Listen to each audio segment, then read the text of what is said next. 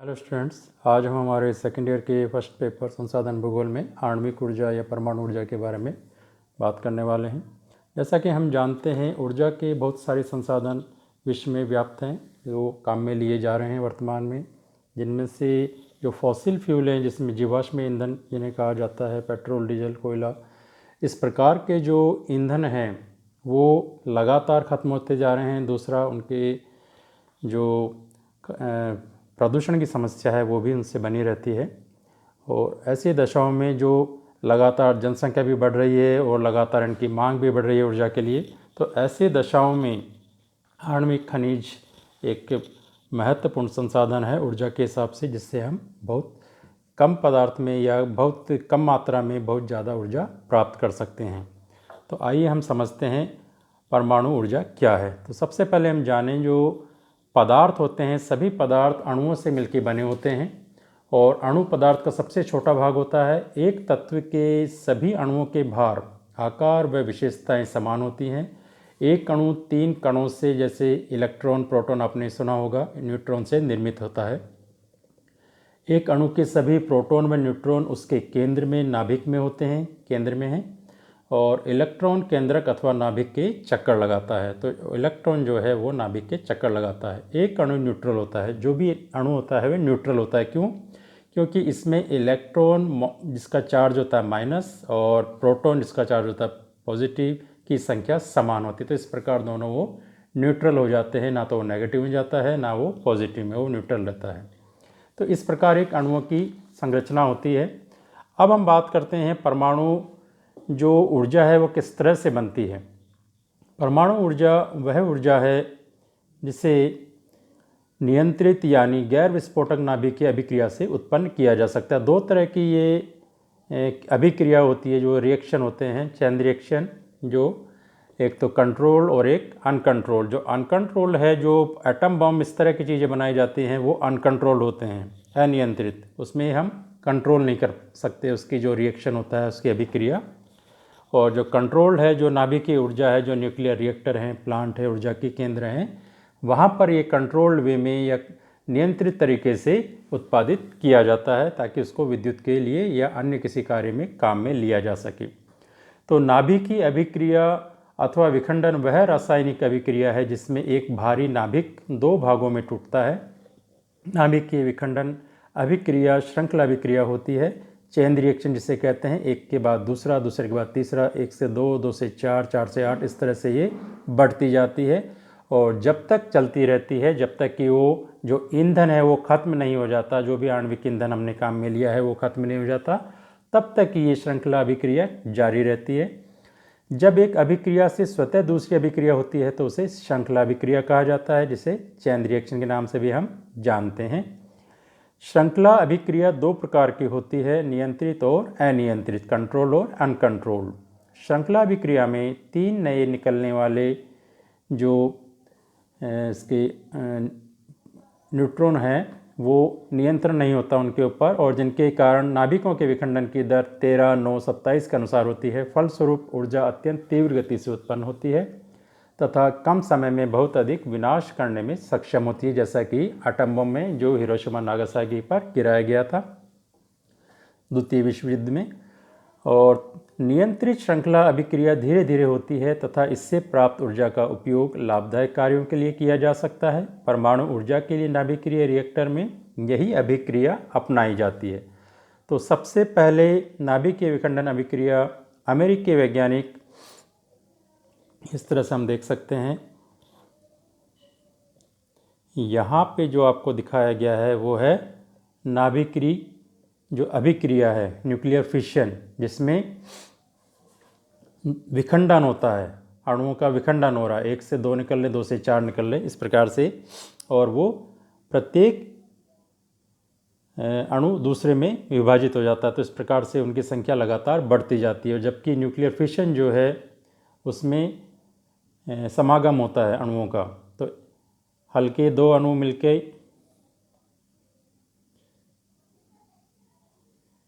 एक बड़े अणु का या भारी अणु का निर्माण करते हैं। तो वो इस तरह से बढ़ता बढ़ता वो इस क्रिया पे या इस तकनीक के ऊपर अभी ज़्यादा काम नहीं हुआ, इसलिए इसको काम में नहीं लिया जाता। खाली जो न्यूक्लियर फिशन वाला है, विखंडन वाली जो प्रक्रिया है, उसी में अभी ज़्यादा काम किया जाता है। यहाँ देखिए किस प्रकार से जो चेन रिएक्शन है, पहले 2 फिर 4 फिर 8, इस प्रकार से बढ़ते बढ़ते ये जब तक जारी रहती है जब तक कि वो पदार्थ पूरी तरह से ख़त्म नहीं हो जाता। यहाँ देखिए न्यूट्रॉन, इसको एक छोटा बम समझ सकते हैं। छोटा बम है जो बड़े बम को जागृत करता है, उसे इग्नाइट करता है, तो उससे टक्कर बमबारी करते हैं, उसके ऊपर टक्कर ये उस पर मारता है और उसके बाद ये क्रिया आगे तक जारी रहती है। ये दूसरों पे मारते हैं, उससे फिर छोटे निकलते हैं न्यूट्रॉन, और इस तरह से ये क्रिया जारी रहती है। इसको ऐसे भी समझ सकते हैं जैसे एक माचिस की तीली दूसरी को जलाती है और उसके बाद लगातार जलती रहती हैं जब तक कि आखिरी तीली नहीं जल जाती। तो ये चेन रिएक्शन है, तो इसको हम इस प्रकार भी समझ सकते हैं। अब सबसे पहले जो नाभिकीय विखंडन अभिक्रिया है, अमेरिकी वैज्ञानिक स्ट्रॉसमैन एवं ऑटो हॉर्न ने प्रदर्शित की। उन्होंने जब यूरेनियम 235 परमाणु पर न्यूट्रॉनों की बमबारी की तो पाया कि इसके नाभिक 2 खंडों में विभाजित हो गए। जब यूरेनियम पर न्यूट्रॉनों की बमबारी की जाती है तो एक यूरेनियम नाभिकीय विखंडन के फलस्वरूप बहुत अधिक ऊर्जा व 3 नए न्यूट्रॉन उत्सर्जित करता है। ये नव उत्सर्जित न्यूट्रॉन यूरेनियम के अन्य नाभिकों को विखंडित करते हैं। इस प्रकार यूरेनियम नाभिकों के विखंडन की एक श्रृंखला बन जाती है। इस श्रृंखला अभिक्रिया को नियंत्रित कर परमाणु रिएक्टरों में परमाणु ऊर्जा का उत्पादन किया जाता है। इसको नियंत्रित किया जाता है, इसके लिए कई प्रकार की छड़ें भी इस्तेमाल की जाती हैं जो ज़्यादा जो अणु होते हैं उनको निकाल लेते हैं, एक्स्ट्रा जिसकी हमें आवश्यकता नहीं होती उनको वो निकाल देते हैं, और जो हमें ज़रूरत है उतने को ही हम रखते हैं। नाभिकीय रिएक्टर में ईंधन के रूप में यूरेनियम या प्लूटोनियम का प्रयोग किया जाता है। अभिक्रिया को नियंत्रित करने के लिए मंदक के रूप में, जिसे मॉडरेटर कहते हैं, भारी जल या ग्रेफाइट का प्रयोग किया जाता है। मंदक रिएक्टर में न्यूट्रॉन की गति को धीमा करता है, क्योंकि न्यूट्रॉन की गति तीव्र हो जाएगी तो कंट्रोल उसे नहीं कर सकते हैं, तो उसकी गति को धीरे रखने के लिए मंदक का काम उपयोग लिया जाता है, जिसमें यूरेनियम इसमें ग्रेफाइट और भारी जल का उपयोग किया जाता है। और रिएक्टर में नियंत्रक छड़ के रूप में कैडमियम या बोरॉन का प्रयोग किया जाता है। यह छड़ नाभिक के विखंडन के दौरान निकलने वाले 3 नए न्यूट्रॉन में से 2 को अवशोषित कर लेती, ताकि हमें जितनी आवश्यकता है उतना ही हम काम में लें, जिससे अभिक्रिया नियंत्रित हो जाती है और उत्पादित परमाणु ऊर्जा को विद्युत ऊर्जा के रूप में परिवर्तित कर इसका प्रयोग लाभदायक कार्यों के लिए किया जाता है। नाभिकीय रिएक्टर से कई प्रकार के विकिरण उत्सर्जित होते हैं जो रिएक्टर के समीप कार्य करने वालों को नुकसान पहुंचा सकते हैं। इसलिए रिएक्टर के चारों ओर कंक्रीट की मोटी मोटी दीवारें बनाई जाती हैं, जिन्हें परिरक्षक कहा जाता है। यहाँ इस प्रकार हम देख सकते हैं,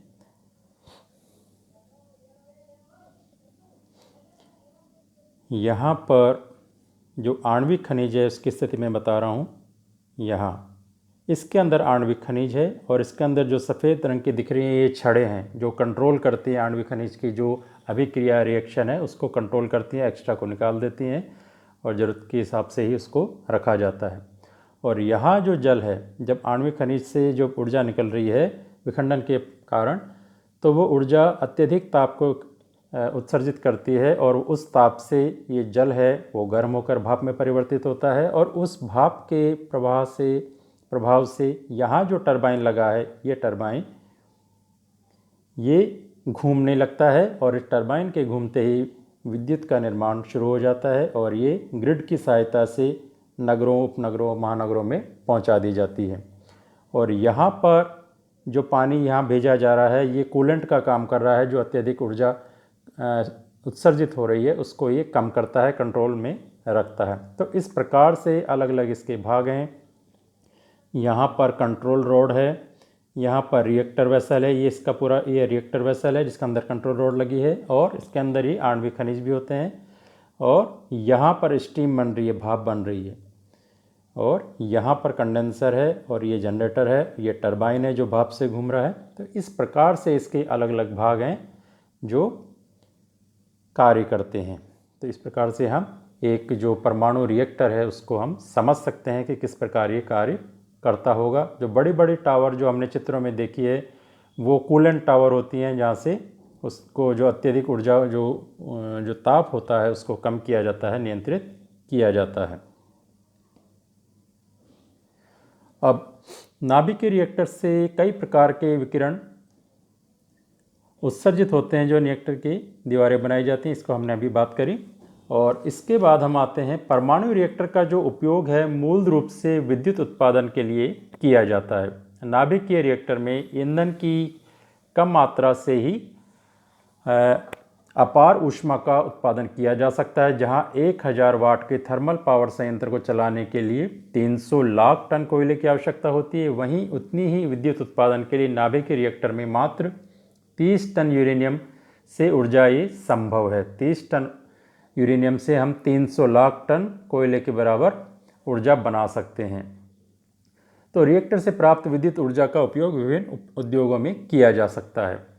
परमाणु रिएक्टरों में अनेक तत्वों से कृत्रिम समस्थानिक आइसोटोप भी बनाए जाते हैं। आइसोटोप कई तरह से काम में लिए जाते हैं। इन समस्थानिक का उपयोग चिकित्सा, कृषि, जीव विज्ञान तथा अन्य वैज्ञानिक शोधों में किया जाता है। अब इसके महत्व की बात करें तो विश्व के सभी विकसित व विकासशील देश बिजली उत्पादन हेतु परमाणु रिएक्टरों के निर्माण में दिलचस्पी ले रहे हैं लगातार। वर्ष 2011 में जापान के फुकुशिमा में हुए परमाणु हादसे के बावजूद दुनिया भर में परमाणु ऊर्जा आपूर्ति का महत्वपूर्ण विकल्प माना जा रहा है। चीन को प्रत्येक वर्ष 60,000 मेगावाट विद्युत हेतु नए रिएक्टरों का निर्माण करना पड़ रहा है। यूरोपीय देशों में, फ्रांस में सर्वाधिक परमाणु रिएक्टर हैं। तो ये सारी स्थिति दर्शाते हैं कि किस प्रकार पूरे वैश्विक स्तर पर ही परमाणु का अपना महत्व है। परमाणु रिएक्टर के निर्माण में करीब 450 अरब की रुपये की लागत आती है। और जो समस्या है वो समस्या हालांकि इसके साथ जुड़ी रहती है। वो समस्या क्या है? आज भी न तो पुराने परमाणु रिएक्टर को नष्ट करने की कोई तकनीक विकसित हो पाई है और न परमाणु कचरे को सुरक्षित रखने का कोई तरीका खोजा जा सका है। वैश्विक स्तर पर ये देखें आंकड़े 2015 के हैं। 87% आज भी जो ऊर्जा है 2015 के अनुसार वो जीवाश्म ईंधन से प्राप्त होती है और कोयले से जिसमें 30% और प्राकृतिक गैस से 24%, जल विद्युत से 7%, आणविक खनिज से खाली 4% ऊर्जा प्राप्त हो रही है और खनिज तेल से 33% और जो अन्य संसाधन हैं उनसे खाली 2%। तो इस प्रकार अभी भी विश्व के जो स्तर पर, वैश्विक स्तर पर बहुत ज़्यादा करने की संभावना यहाँ मौजूद है, क्योंकि खाली 4% ऊर्जा ही इससे हम प्राप्त कर रहे हैं। ये अलग अलग जो देश हैं विश्व के, उसमें दिखाया गया स्थिति। इसमें जो रिएक्टर की संख्या है, कुछ जो मुख्य देश हैं उनकी ही यहाँ पर बात की गई है। इसमें सबसे पहले फ्रांस है। इसमें रिएक्टर की संख्या जो नीले रंग से दिखाया गया है और उसमें जो परमाणु रिएक्टर है उससे कितने प्रतिशत ऊर्जा बिजली के रूप में वो ले रहे हैं वो भी लाल रंग से यहाँ दिखाया गया है। तो पहले फ्रांस की बात करें तो 56 यहाँ पे रिएक्टर हैं, न्यूक्लियर रिएक्टर, जो काफ़ी होते हैं और यहाँ पर 70.6% विद्युत खाली न्यूक्लियर रिएक्टर से ही प्राप्त हो रही है। इसके बाद चीन है, चीन में 49 है, यहाँ पर 4.9% ही इलेक्ट्रिसिटी प्राप्त हो रही है। रूस है, रूस में 38 है और इसकी बिजली प्राप्त का प्रतिशत है 19.7। जापान में 33 और इलेक्ट्रिसिटी परसेंटेज है 7.5। इंडिया में जो संख्या है रिएक्टरों की वो 22 है वर्तमान में और इसका जो प्रतिशत है बिजली का वो है 3.2। कनाडा में 19 और रिएक्टर की संख्या है और बिजली का प्रतिशत है 14.9। इसके बाद बेल्जियम 7, स्पेन 7, स्वीडन 7। लेकिन इन सब के जो बिजली प्राप्त करने के प्रतिशत हैं, विद्युत जो इनसे प्राप्त हो रही है उनका अलग अलग है। जैसे बेल्जियम में 47 है, स्पेन में 21.4 है, स्वीडन में 34 है और जर्मनी की बात करें तो जर्मनी में 6 है रिएक्टर और वहाँ पर विद्युत का प्रतिशत है 10.1। और चेक में, स्लोवाक अलग हो गया, यहाँ पे चेक में 6 न्यूक्लियर रिएक्टर हैं और वहाँ पर बिजली का प्रतिशत है 35.2। तो अलग अलग देशों के हिसाब से जहाँ पर अन्य साधनों का विकास हुआ है या नहीं, वो भी एक कारण हो सकता है कि कहीं पर न्यूक्लियर जो रिएक्टर उनकी संख्या ज़्यादा होने के बावजूद भी उसका जो बिजली से जो बनती है उसका प्रतिशत कम है। तो अन्य साधनों से ज़्यादा प्रतिशत कहीं प्राप्त हो रहा है, कहीं पे कम। तो इस प्रकार से ये आंकड़े वहाँ पर अलग अलग हैं। भारत में हम बात करें भारत में परमाणु रिएक्टरों की, तो भारत में परमाणु ऊर्जा क्षेत्र में अनुसंधान विकास तथा इसके अनुप्रयोग के जो उद्देश्य हेतु 10 अगस्त 1948 को डॉक्टर होमी जहांगीर भाभा की अध्यक्षता में परमाणु ऊर्जा आयोग AEC की स्थापना की गई, एटॉमिक एनर्जी कॉरपोरेशन। और इस आयोग ने अपनी नीतियों के क्रियान्वयन के लिए वर्ष 1954 में परमाणु ऊर्जा विभाग की स्थापना की। और मार्च 2018 तक भारत के पास 7 परमाणु ऊर्जा संयंत्रों में 12 परमाणु रिएक्टर हैं। जो टोटल न्यूक्लियर प्लांट है अपने 7 है, इसमें से 12 एटॉमिक रिएक्टर हैं और जिनमें कुल स्थापित क्षमता है 6700 मेगावाट। परमाणु ऊर्जा ने कुल 35 TWH का उत्पादन किया और 2017 में 3.22% भारतीय बिजली की आपूर्ति इसी संसाधन से हमें प्राप्त हुई। भारत में जो न्यूक्लियर प्लांट हैं, जो रिएक्टर हैं इसके अंदर, वो उनमें किस किस तरह के हैं उनकी भी हम बात कर लेते हैं। बॉइलिंग वाटर रिएक्टर हैं, प्रेशराइज हैवी वाटर रिएक्टर हैं, लाइट प्रेशराइज रिएक्टर हैं, जिनमें लगभग 3900 मेगावाट विद्युत पैदा की जाती है। और जो सबसे नवीनतम बना है जो तमिलनाडु में है, कुडनकुलम। तो ये तमिलनाडु में सबसे नवीन जो परमाणु संयंत्र लगाया गया वो यहाँ पे लगाया गया था। और वर्ष 1957 में ट्राम्बे में परमाणु ऊर्जा प्रतिष्ठान की स्थापना की, जिसे अब भाभा परमाणु अनुसंधान केंद्र बार्क कहा जाता है। और हमारे राजस्थान में वर्ष 1981 में राजस्थान में कोटा के निकट रावतभाटा में भारत के दूसरे परमाणु विद्युत संयंत्र राजस्थान परमाणु विद्युत संयंत्र ने कार्य करना शुरू किया।